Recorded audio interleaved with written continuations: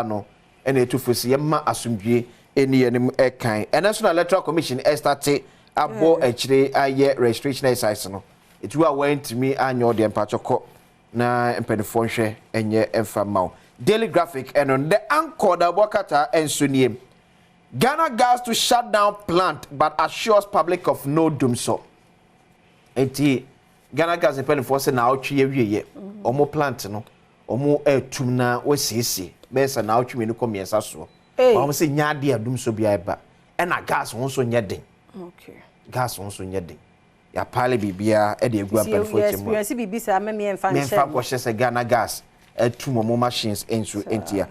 Don't politicize Atlantic lithium deal ratification. Central Region chiefs plead with Parliament political actors. Until lithium na yetu ewo ya no. And am I for ye won free mantem so ste Ghana this year. Me and fanye amanyosem. Na yen kan wasem se Ghana this year. The anchor FNMD area the new trust. Ghana decides on December 7th.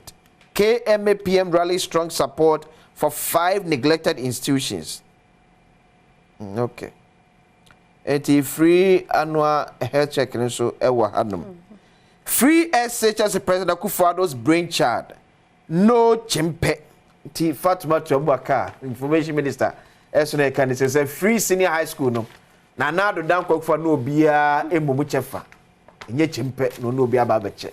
Onu nkwa na de bae. Onunkwa so ene ye wadwuma it's the new trust the Bokata and so I don't know yeah we wo adomonline.com mampania power agriculture for food and jobs ho ntoma na ho so e de adwuma beba sama ye menwanwa e wasia ha several cars destroyed in explosion at fuel station in Bogoso wow no the enura isi ye wo Bogoso no Kolebu allied health professionals also mba suspended outpatient services na nyina no management in Simbia ekoso bradomonline.com in same way in some ahodo bebre wo audios ni videos and pictures nyina so eka ho ba ha obehu ni nyina kwasi adaroma yemfensi ha ya dase ya hia South America for be port atum some of amamfo idmo Ghana American embassy. Okay.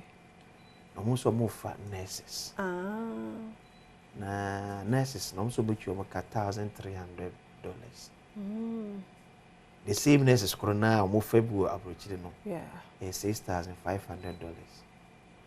Okay, nti awie ye kwana gudie mu nsam Erica said word aba na fe health tips no hemophilia no nkomo no yeguso do ebro mambo atma beba ahosepe ewo mu afen koma ahodo bi asemidika kwasi beto so e the people's forum ye kɔ he hwebi na wo issue a onso wa frɛ na ye de abro wi akwasi ato so de pensem mu aka ho dwumadie ni se bedwam ye da se